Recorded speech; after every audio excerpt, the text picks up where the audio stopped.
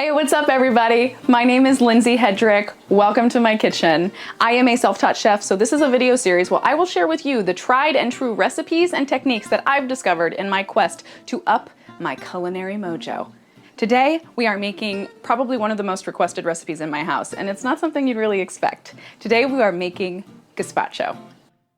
So these are the ingredients that I like in my gazpacho. We have 3 pounds of tomatoes, and today we're doing a variety of tomatoes. I have Roma, tomatoes on the vine, and some beautiful cherry tomatoes. Cucumbers. I'm using Persian cucumbers today. You could use English or standard cucumbers. However, if you do use a standard cucumber, make sure to peel and seed it.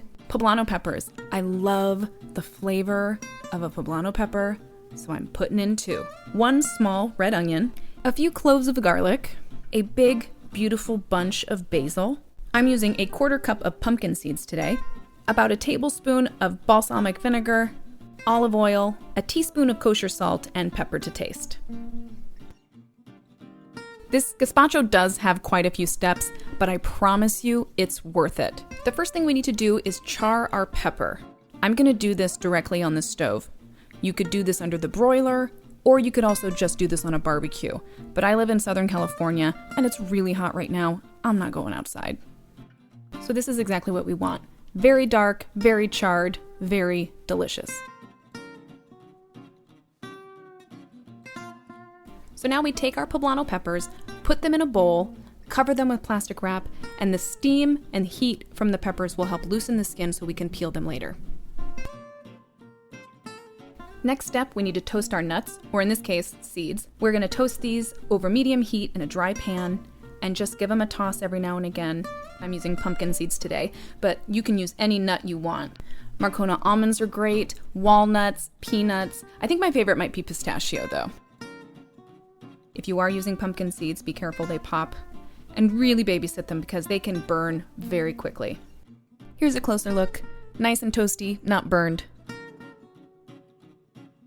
And we'll just set these aside for later. So our next step is to prepare our tomatoes for blanching. Remove any tops of the tomatoes, and my actual tool of choice is a melon baller. I think it really just makes it easy to core the tomato. I could stand to get a new melon baller though. This one's a little on the dull side. So just go through and core all of your tomatoes.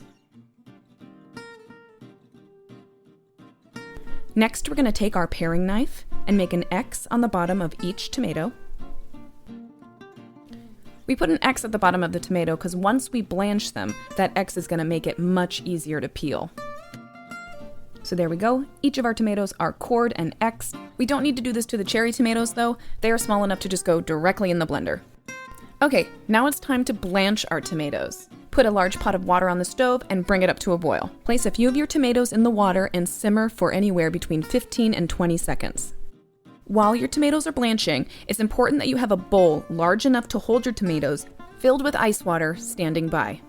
So after your tomatoes have blanched for about 15 to 20 seconds, take them directly out of the hot water and put them in the ice bath. This is going to shock the tomato, stop the cooking, and make that skin much easier to peel. All of our tomatoes are blanched. Now we need to peel and seed them. Get yourself a large bowl and put a small to medium strainer or screen over it. And as you can see, all the prep work we did on our tomatoes have made these very easy to peel. So just go through and peel and seed them. I like to seed my tomatoes over a strainer. That way, any extra juice or flesh of the tomato doesn't get wasted. Once you're finished with your tomatoes, go back with a sturdy spoon and scrape your strainer.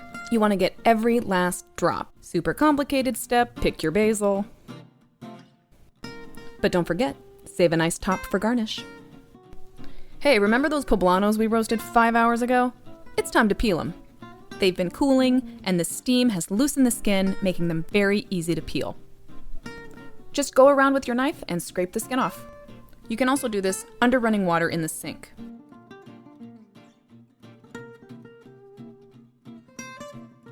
I love using poblano peppers just because I love the flavor so much. They don't usually have much heat, but if you wanted to make sure that there is absolutely no chance of heat, after you've roasted, you've peeled and seeded, go through and this little white membrane you can cut out. If there is any heat in the seeds and in that membrane is where the heat will be. Next, Peel and rough chop your onion. Then rough chop your cucumbers. All right, it is showtime. So grab all of your veggies, and we're gonna do this in a blender today.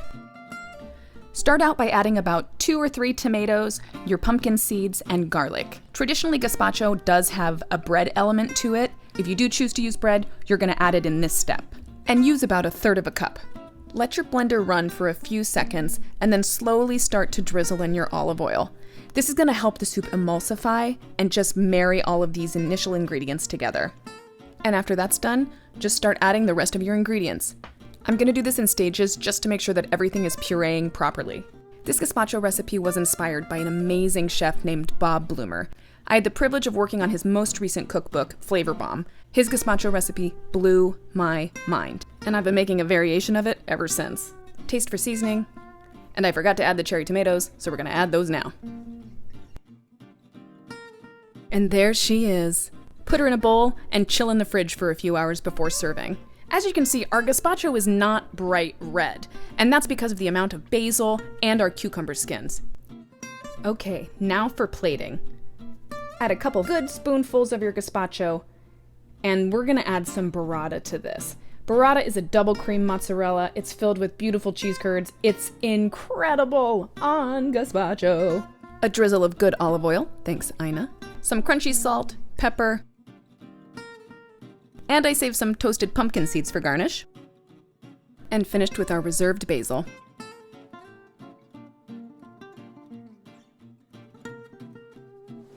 So here it is, our beautiful bowl of gazpacho. Now it doesn't have to be quite finished yet. There is one last pièce de résistance, cherry on top ingredient that I didn't include in the initial description.